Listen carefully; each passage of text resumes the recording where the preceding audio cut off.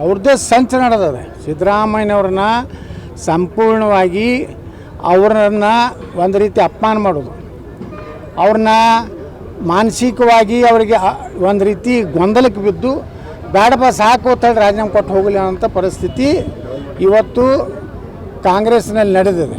ಮತ್ತು ಸಿದ್ದರಾಮಯ್ಯನವರಿಗೆ ಟೀಕೆ ಮಾಡುವಂಥದ್ದು ಕಾಂಗ್ರೆಸ್ನಲ್ಲಿ ಹೆಚ್ಚಾಗಿದೆ. ನಮ್ಮ ಬಿ ಜೆ ಪಿ ವಿಜೇಂದ್ರದ ಆರಾಮದಾರ ಅವರು. ಅವು ಯಾಕೆ ತೆಲಿಕೆ ಏನಾರೇ ವಿಜೇಂದ್ರ ಟೀಕೆ ಮಾಡೋದಂದ್ರೆ ಯಾಕಪ್ಪ ನಿಮ್ಮ ಅಪ್ಪನ ಪೋಕ್ಸೋ ತೆಗಿಲಿ ಅನ್ನತ್ತಾರ.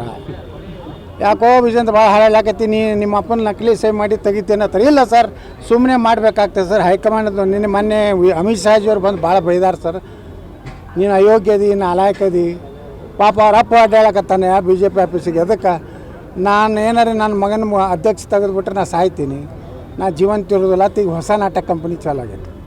ಇವ್ರು ಸಾಯಿದ್ರ ಸಲಾಗಿ ಬಿ ಜೆ ಪಿ ಸಾಯಿ ಹೊಡಿಬಾರ್ದು ಕೇಂದ್ರದ. ಇವ್ರು ಏನಾರು ಇವ್ರ ಕುಟುಂಬದ ಏನು ಜಗಳ ಇತ್ತೋ ನಮ್ಗೆ ಗೊತ್ತಿಲ್ಲ. ಅಂದ್ರೆ ಕರ್ನಾಟಕದಲ್ಲಿ ಅರಾಜಕತೆ ನಿರ್ಮಾಣ ಆಗಿದೆ. ಇವತ್ತು ಸರ್ಕಾರ ಸರಿ ನಡೀತಾ ಇಲ್ಲ, ವಿರೋಧ ಪಕ್ಷ ತನ್ನ ಜವಾಬ್ದಾರಿ ಕೆಲಸ ಮಾಡ್ತಾಯಿಲ್ಲ. ಸರಿಯಾಗಿ ಇಷ್ಟೆಲ್ಲ ಪ್ರೂಫ್ ಸಿಗ್ಲಾಕತ್ತಾವ್ರಿ.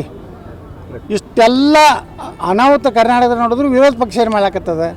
ಸುಮ್ಮ ಒಂದು ಸ್ಟೇಟ್ಮೆಂಟ್ ಮಾಡೋದು, ಒಂದು 10 ಮಂದಿ ಕೂಡಿ ಒಂದು ಡಿ ಸಿಗೊಂದು ಮನವಿ ಕೊಡೋದು, ಮನ್ಯಾಗ ಬಂದು ಊಟ ಮಾಡಿ ಮಕ್ಕೋದು, ಇಷ್ಟೇ ನಡೆದು ಮತ್ತೇನೂ ಇಲ್ಲ. ಬಿ ಜೆ ಪಿ ಒಳಗೆ ಏನು ನಡೆದ, ವಿರೋಧ ಪಕ್ಷ ಸತ್ತು ಹೋಗೈತೆ. ಯಾಕಂದರೆ ಇಷ್ಟೆಲ್ಲ ಹಗರಣಗಳಾದ್ರೂ ಏನೂ ಆವಾಜಿಲ್ಲ. ಇಷ್ಟೆಲ್ಲ ಇದ್ರೂ ಕೂಡ ವಿಜೇಂದ್ರ